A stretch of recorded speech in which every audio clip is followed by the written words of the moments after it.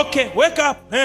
Akamwambia, ukiwa ndiwe mwana wa Mungu hapo Tanzania, jitupe chini, kwa maana imeandikwa atakuagizia malaika zake. Yani shetani anajua mtu akitaka kujikwaa anaagiziwa nani? Malaika. Mtu akitaka kulindwa analindwa na nini? Na malaika. Hatari ikija wanatakiwa watoke nani? Malaika.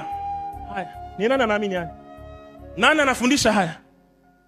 Ni toa ubarikiwe, toa ubarikiwe, toa ubarikiwe. Vikapu 80 mbele hapa. Badala watu watajirike, watu wanazidi kuwa masikini.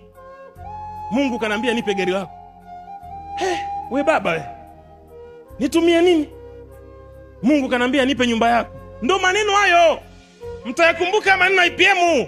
Na kuambieni, wasema usijisemee mwenyewe, najisemea. Mimi ni nabii wa kweli wa Mungu. Nasema